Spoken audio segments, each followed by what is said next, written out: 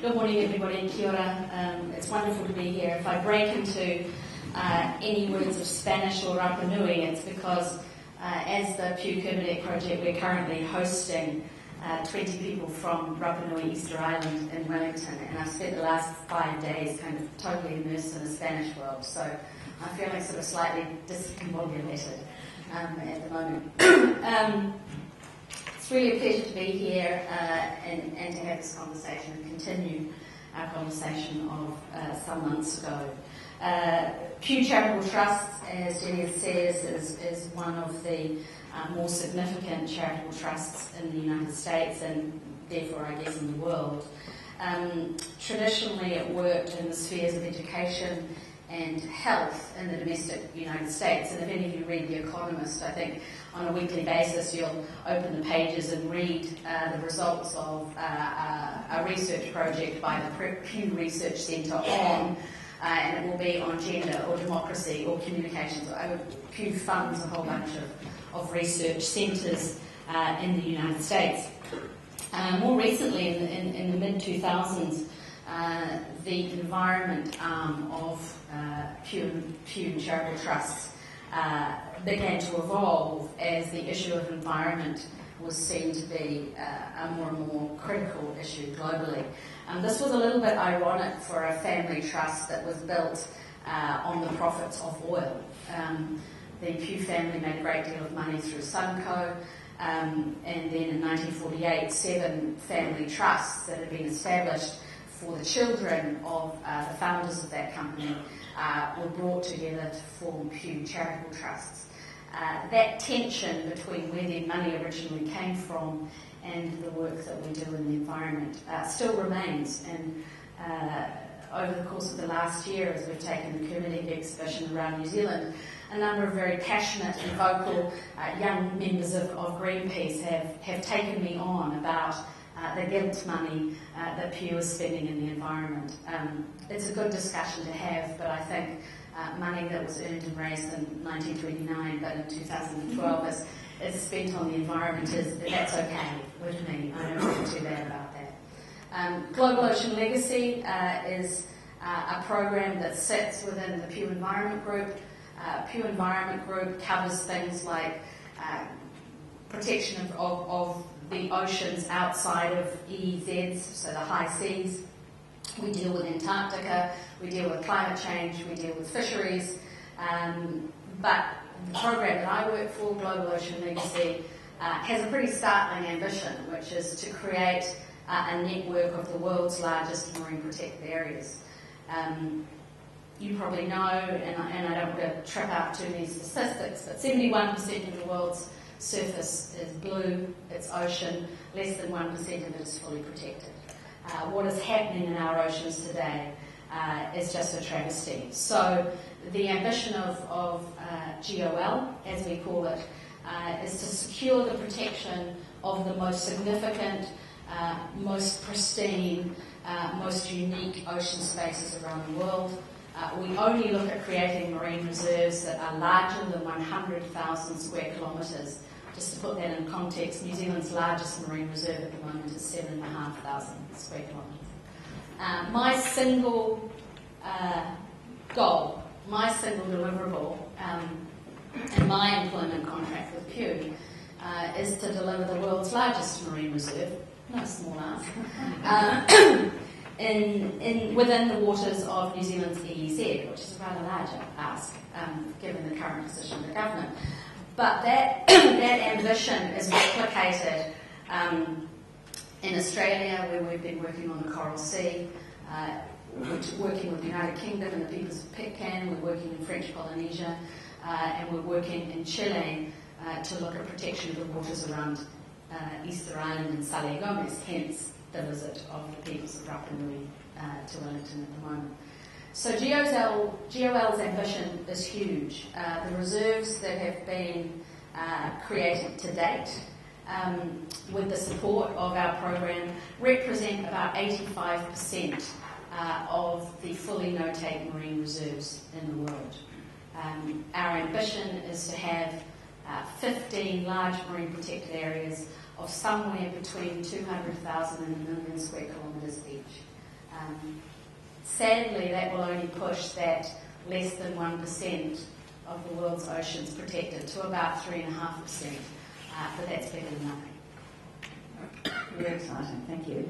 So what success have you had so far in New Zealand?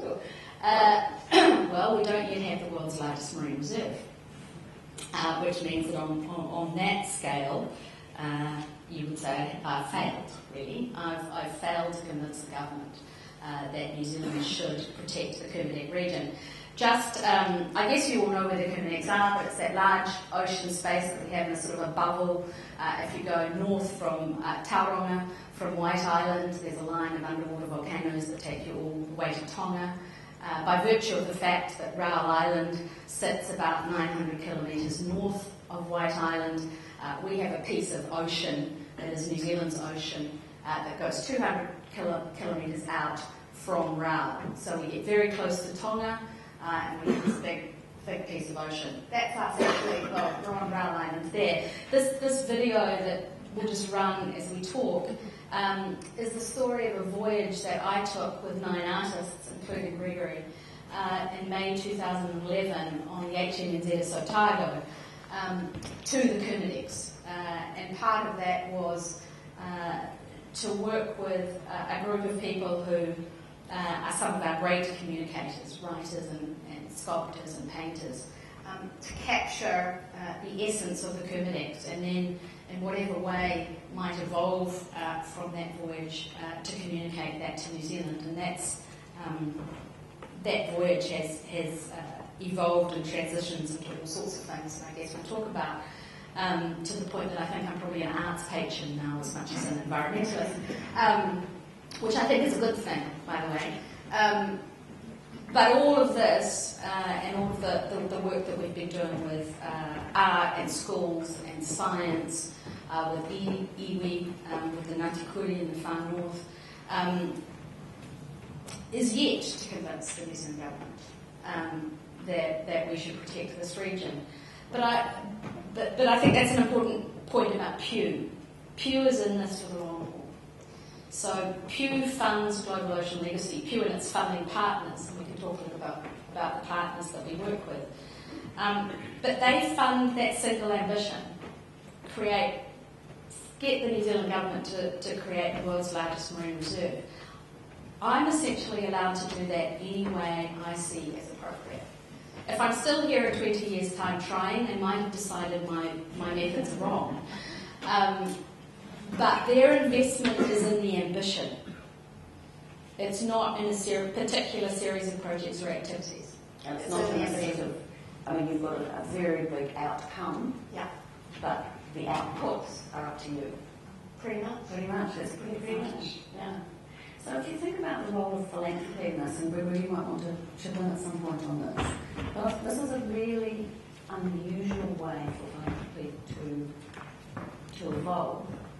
So, what's the strength of the argument for the arts of the century? Yeah. What's the strength that philanthropy brings? The investment in the long term, the investment in a big ambition. Global Ocean Legacy is interesting for me. Pew is interesting to me. I'm after 20 years of working for WWF. Because there we were always chasing money.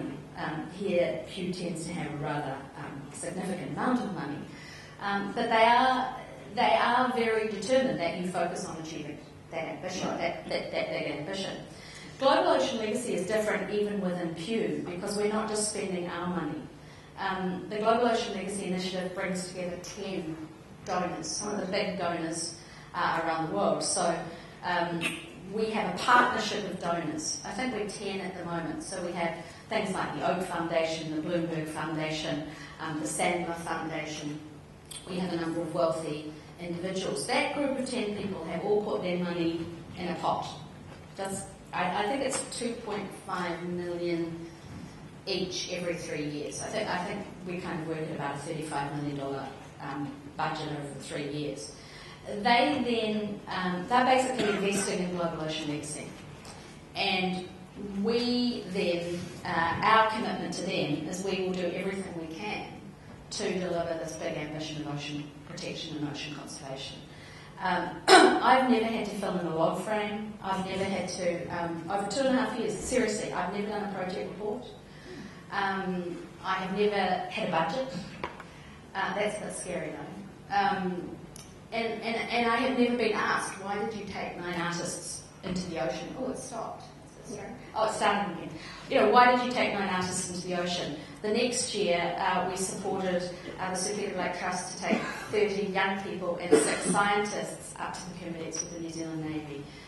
We've taken the Kermadec exhibition to Tonga, to Rapa Nui. It's currently, the large exhibition is currently in Santiago, Chile. That is never questioned.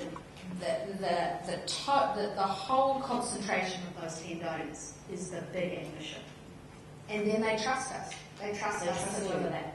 So that's really interesting. So Julian Robertson's one of the who's well known to New Zealanders as, you know, a really exciting emerging philanthropist here in New Zealand. That trust is really, really interesting. So one of my questions was, why did you take 9 artists? Oh, I don't know, because somebody thought it would be a good idea. I think when I started, what we did is we brought together all of the science from across New Zealand, actually across the world, about the Kermadecs, because Pew is first and foremost committed to the research agenda and to science-based advocacy. That's part of our sort of core approach.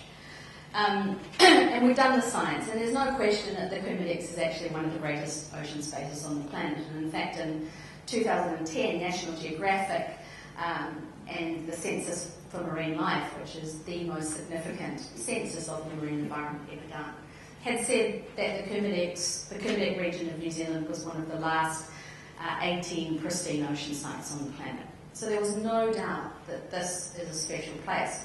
I had initially, rather, I guess, naively assumed that that would be enough to convince the government, because it's kind of a no-brainer that if you have one of the last pristine ocean sites on the planet, you want to protect it.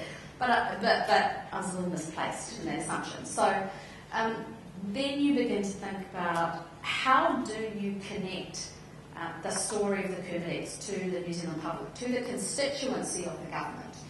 And how I wanted to do that in a very non-aggressive way. I've worked in conservation for a long time, and so much of my career I have spent working to protect the last remnant of a habitat, or the last numbers of species, or to stop something, to stop illegal logging, to stop illegal fishing. It's a very confrontational and sometimes quite dispiriting kind of activity. I wanted the Kermadecs to be about celebrating our ocean. I wanted it to be something that for New Zealanders was, we have a special place. This is a special place to the whole world. We will protect it, we will be guardians of it, and we will do that on behalf of the planet, really. And so how do you convey that sense of ambition and that sense of passion? And you go to artists.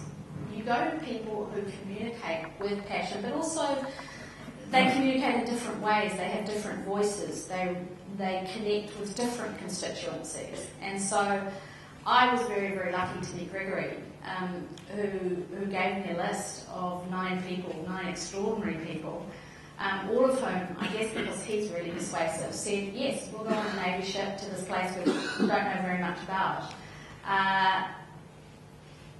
Beyond that, we actually made no commitments to each other, didn't we, Greg? I didn't ask anything of you, and you didn't promise me anything. No, is my microphone on? Yeah. Good. I guess that's the thing that makes this kind of patronage, whatever you want to call it, quite interesting, because I've been involved in many arts initiatives, and often they're very outcomes-based. You know, if you apply to Creative New Zealand, they want to know what the thing's going to be, who the audience is going to be, how big the audience is going to be. You sort of get interrogated about the end result, whereas I guess the thing that was quite remarkable for me as a participant in this project was, in the end, there was quite a leap of faith involved. I think probably very much from Bronwen as the conduit through which Pew was working here, we'd been on the ship. There were no exhibitions planned or lined up at the point that we went. There were no books, you know, at the designer's table. There was the possibility of all sorts of things, but in the end, it was about they were backing a process, and sort of, I guess, believing in a group of people to go somewhere, and then I guess see what happens there. And to me, that's quite a profound difference. In a way, they were funding a process with a sort of a strong belief that it would become something, rather than funding the thing that was going to be at the end of it. And I guess the thing that's been interesting too is in terms of philanthropy. I mean, in a way, where do the artists sit in relation to this? Because, in a sense, I think now we very much, as Bronwen's collaborators. So in the end, you could say the artists are philanthropists too. I mean, all the artists have travelled all over the show. Often there's been some money to cover expenses, but in the end, it's not really like a business relationship. And of course, the creation of the artworks are pretty deep acts in a way of coming alongside a project. So it's quite a different kind of project in that respect. I think that's what's made it so exciting and very electrifying for all the artists involved. That then this whole idea of being collaborative, philanthropic endeavour, but one that I guess we all came on board without being signed up, members or even having great knowledge about the Kermadec possibility. Inadvertently, everyone by the time we'd sailed to the Kermadecs and on to Tonga, I think we all probably had a very strong gut reaction and a kind of a tenacious belief that this was something that was worth doing. And then since then, I guess we've been part of this thing, Bronwen's collaborators, but also, of course, the Navy were involved. Without the Navy, we wouldn't have got there. So they, I think, in a way, have a philanthropic role to play in this as well. As soon as we got to Raoul Island, the Department of Conservation came on board. Essentially, everything they were doing was facilitating this project. So, and then we went to Tonga, and the Ministry of Foreign Affairs backed the exhibition going to Tonga, and also the showing in Santiago at the moment. So in the end, we've had a number of government departments, which in the end, I mean, this is without the government buy into the sanctuary. So without the end result being the kind of the centre of the universe, this process has started up that has involved government, it has involved private business, it's involved people, it's involved an extraordinary range of people in New Zealand and also in Tonga and Easter Island and Santiago. And I guess to me that's probably the rather magnificent and miraculous character of this project is that it's not really big. There's no puppet master. We're all. I thought I was. No one ever did that. We all love Bronwen deeply, but like the Rapa Nui people, we're always going missing and doing paintings that are too big to fit in crates, so the new crates need to be built to go to Santiago. It's been an unruly mob. It's been a fantastic experience, and I just relay one sort of short story that's kind of emerged this week. When we first decided to take 9 artists to the Kermadecs, you have to find a ship, and so we went around. Most of the ships for hire cost hundreds of thousands of dollars. So I went and talked to the Minister of Defence at the time, with a retired admiral, actually, who's a supporter of our project. We have this, I call it Team Kermadec. There are all these people around New Zealand in different agencies and different areas that support us, and they have all become part of the ambition. And we haven't had to pay them, and it hasn't been about projects and objectives and anything else. They have just become part of this project. So the Navy said, yeah, we'll take you. I mean, I don't think they quite knew what taking 9 artists on a Navy ship to the Kermadecs and then to Tonga would be, but they said yes to their credit. And we had this wonderful captain, Commander Simon Rourke, whose idea of art was paintings of warships. So there was a really interesting dialogue around the sort of wardroom dining table one night about art, and some of these artists were sort of quite beyond him. But so we went with the Navy and we continued to have that relationship, and they loved the fact that John Reynolds made wakey, wakey, wakey badges, because that's the call sign that you get every morning when you're asked to get out of your bunk. And that there were references to Navy throughout the exhibition. And that relationship with the Navy has stayed. They have never said, we politically support the sanctuary, but they have said we absolutely are committed to the health and security of our oceans, the integrity of our oceans. Leap forward 2 years or whatever it is, to the opening of the Kermadecs exhibition in Santiago, Chile, and you will have the booklet, the catalogue for that exhibition. And the Royal New Zealand Navy sent Commander Simon Rourke to that opening because it's their exhibition as well. And when Simon was in Santiago, we facilitated him going to meet with the Chilean Navy because we're working in Chile to look at the waters around Rapa Nui, where there's a lot of illegal fishing. They had a conversation. I wasn't privy to all of it. Yesterday, I took some of the peoples of Rapa Nui, including the President of the Council of Ancients and some of their members of their Development Council, to meet the Combined New Zealand Defence Forces out at Trentham and to meet the maritime surveillance people. And they told me that as a result of Simon's visit to Chile, that the New Zealand Navy is going to, every 6 months, host 4 Chilean officers to work with them to look at surveillance and enforcement and monitoring within the Chilean EZ. Now that's a fantastic outcome for the oceans. It's a fantastic, it's kind of a side outcome for us in terms of management and protection of the oceans. But it all comes from 9 artists on the ship going to Tonga. And that's kind of the, I don't know what you call it, but the faith that Pew has put in an ambition and the freedom that they have given me and the artists and all of the partners that we have to develop the ideas and the mood and the activities around that delivers things like the New Zealand Navy training the Chilean Navy. Which is an extraordinary and totally unanticipatable outcome. But quite wonderful, and I look forward to telling the Prime Minister. It's about doing things develop organically, isn't it? Like, we see other things happening at the Navies.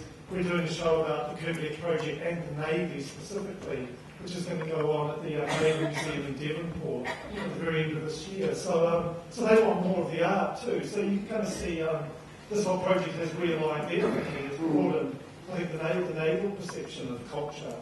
It's really enriched it. I do think pretty much on every level, working with DOC, with the environmental organisations. There's also a small version of the Kermadecs show that's going to be travelling around provincial galleries in New Zealand for the next 2 years.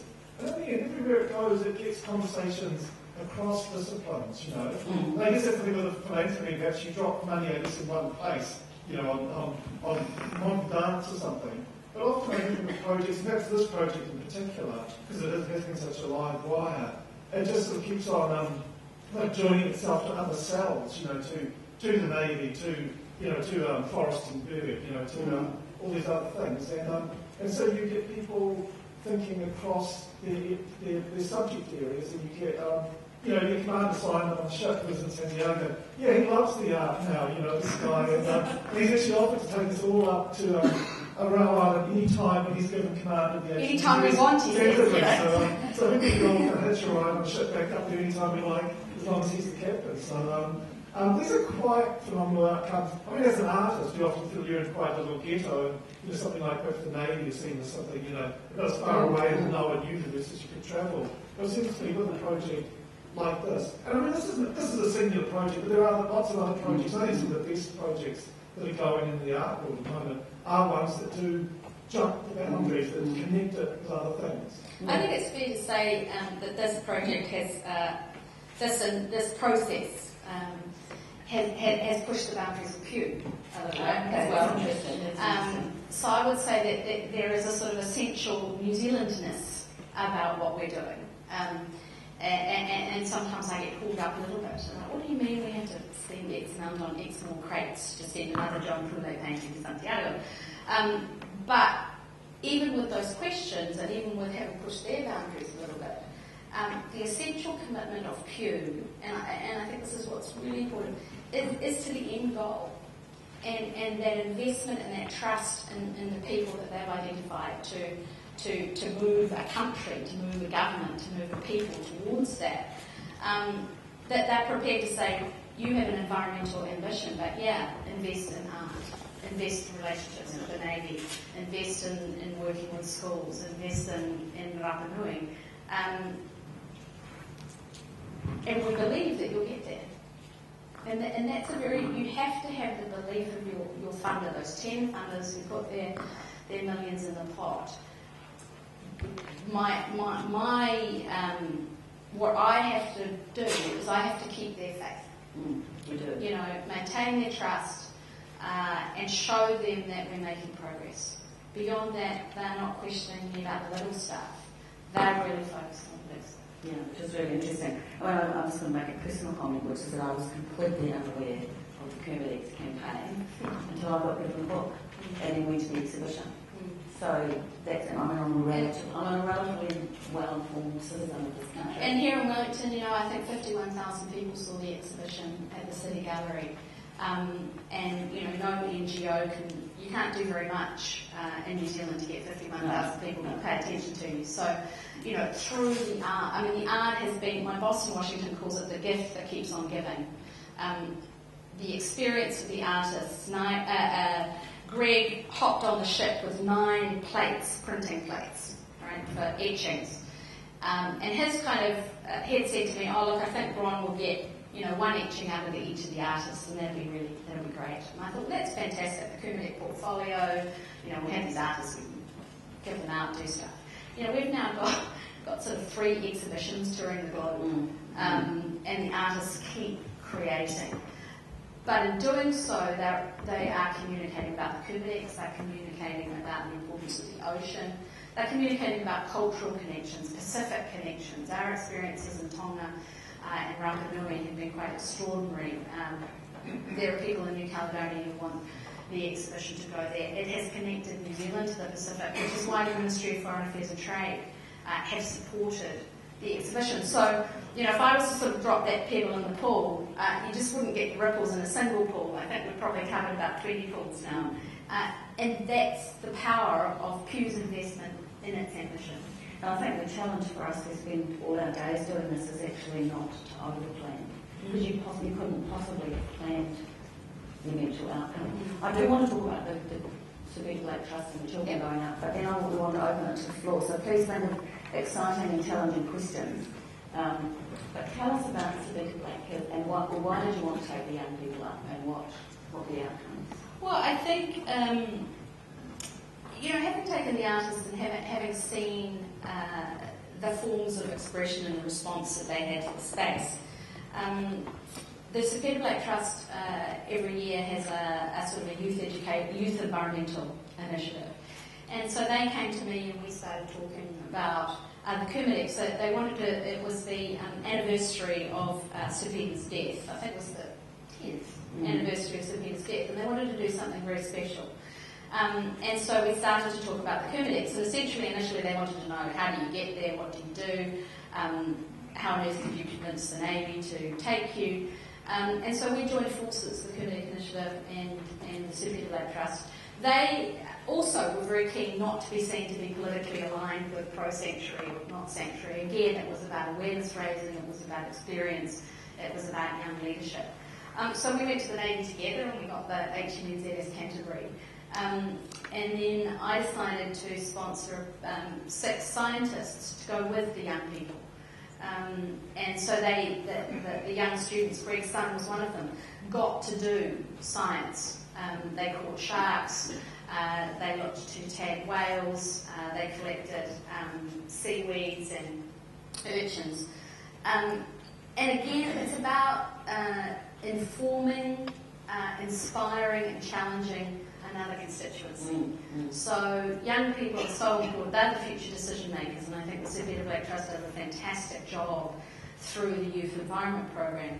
And to be able to team up with them, because they've been excited about the artist's story, about this video, and the story that it told. And so we could join up. And again, it's about educating. People need to make informed choices. But we also gave 30 young people an incredible experience, and they will take that forward. They've now created their own environmental NGO, which the Trust is supporting. They connect with us, they connect with other organisations. They are the future advocates. So these experiences are all really, really important. And if it does take 20 years to create a Kermadecs sanctuary, one of them will be leading this project by then. I'm sure you're absolutely right. I'd like to put the light on if we can and just see if we can get some questions from the floor. I've just absolutely entranced by the thought of the Navy as philanthropists. That's going to be my takeaway from this session. But we do have a roving mic, and there's another one up here we can put down on the floor if there's someone to rove with it. Would you like to rove with it, and then you can answer questions from the side if you'd like to. So has somebody got a question for me? I've got a question. Thanks.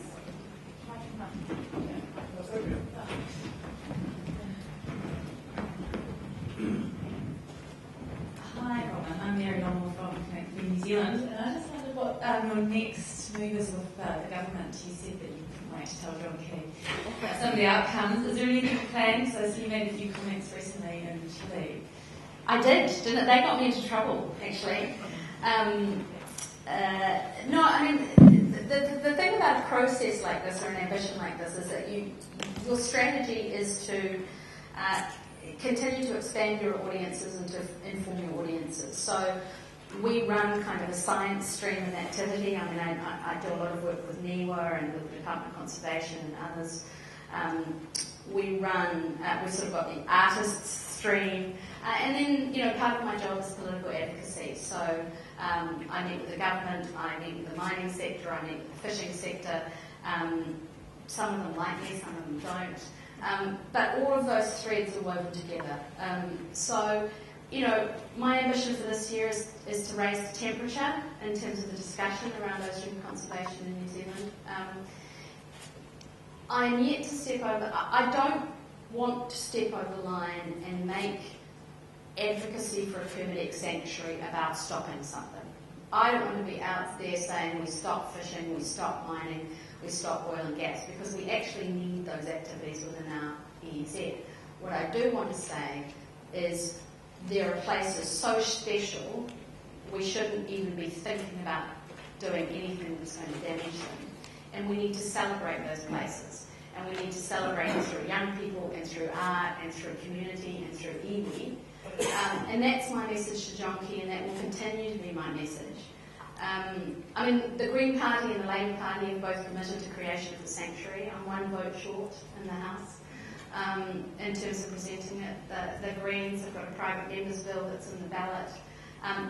There is activity on the political front, but I want to embrace that with a positive story about this place and about what it means to us, and that's why we have artists and young people and the Navy and politics.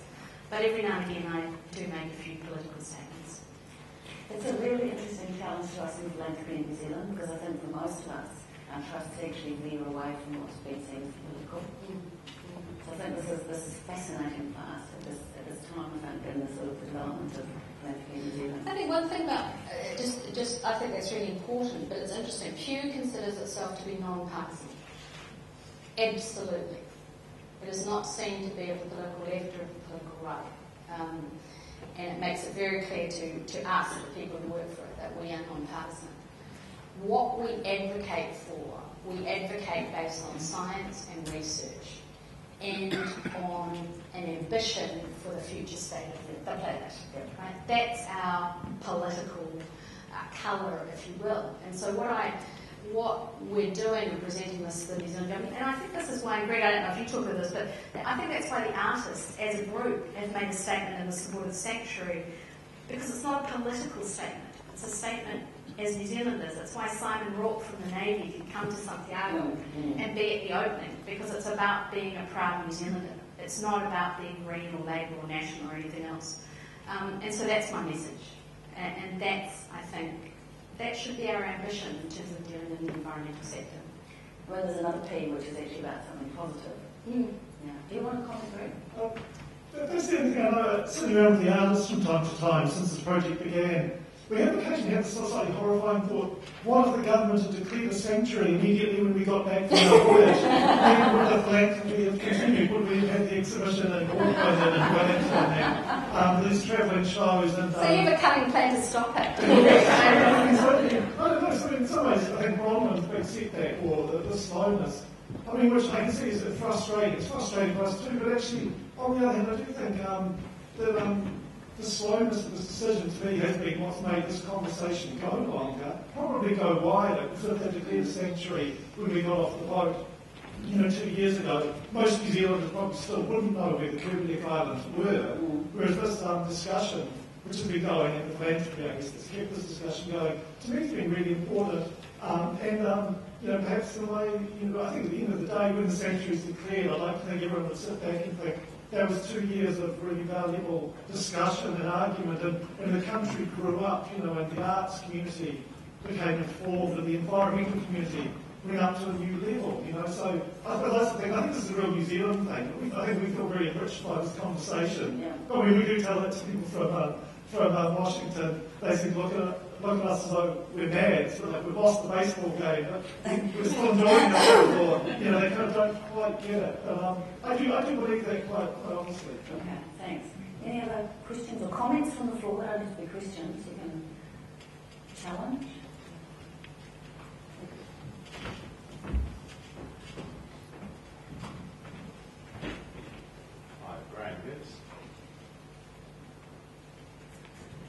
Hello.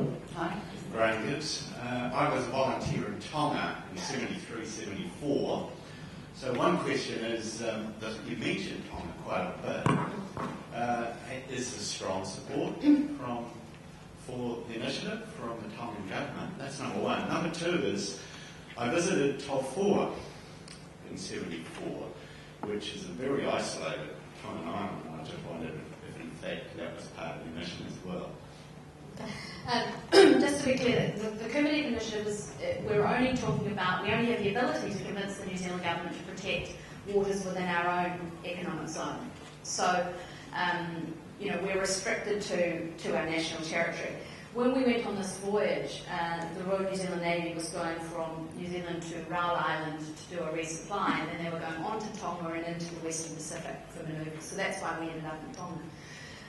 But as inevitably happens when you end up in another place, the conversation kind of extends. So, yes, we did have a discussion with the government and the peoples of Tonga about their ocean space, which has been really seriously compromised in terms of overfishing. And in fact, all of the Tongan tuna boats are now bankrupted because they can't afford to fish anymore because the fish are further out, so there are only foreign fleets operating in the Tongan waters. And the other reality is Tonga is those in power have negotiated rights to seabed mining with companies from around the world. So the discussion there is quite different because it's about livelihoods. The Kermadecs is uninhabited. There's very little fishing there. There happen to be some minerals there, which is why the government is a little bit resistant protecting it. But the interesting thing about the connection to Tonga and then the taking of the exhibition back to Tonga, and in fact something like 5,500 young Tongan school students visited the exhibition at the High Commission and were party to the conversation, is that protecting the ocean is a whole of Pacific issue. It's a theme that is critical across the Pacific, not only in terms of ocean health, but also in terms of food security. So the conversation with Tonga, the conversation with the peoples of French Polynesia and Easter Island is a continuing and evolving one. And it may not be my core business in terms of the Kermadecs, but it's absolutely part of the bigger business. And because Pew is invested in discussions across the Pacific, all of those connections are very, very important. I'd love to see places like Tonga embrace the same kind of ambition, but it's much more complicated socially and economically. Interesting question. There was one more, and then unfortunately we'll have to finish, and I'm going to hand back to John. So just one more question, thanks. Good morning, Jeff from Gisborne here. The question that I have listening to the presentation is putting to one side the values of the reserve that you're seeking to achieve. How do you manage the perception or the possible perception of a wealthy American philanthropist with a gold push who's pushing it in the backyard of New Zealand? And how does that perception of a international philanthropist pushing a very important goal of theirs inside a New Zealand environment. Does that come up at times? Comes up all the time. How do you manage it? By having New Zealand partners and collaborators, by having the voice of New Zealanders express the support for this proposal, by having the peoples who have, whether it's a traditional connection to that region, or a commercial connection, or a creative connection to that region, becoming the spokespeople for this ambition. I'm a New Zealander. You know, I work for Pew, but this is an ambition as a New Zealander. You know, so that maybe one day my grandchildren actually have a healthy ocean. You do it by investing in the relationships in the country. And that's why the exhibition, I think, is really important. That's why the relationship with the Navy, the relationship we partner with Forest and Bird and WWF New Zealand, we partner with Ngāti Kuri. This has to be a New Zealand expression. What Pew is doing and what Pew's resources and ambition is doing is facilitating our conversation. Conversation we weren't having before Pew initiated it. But it's not Pew's conversation. It's a New Zealand conversation. How we do that, I think, is incredibly important. And I do think that environmental organisations and donors in the environmental sector have learned over the last decade that you can't helicopter in, you should do this, pay for that to happen, and then disappear. Right? And I think Pew's investment in the process is different. And that's why we're building credibility and support on the ground. It's a New Zealand initiative. I think that's a beautiful note for us to finish on. So I'd just like to thank you both very much indeed. So will you please thank us, Steve?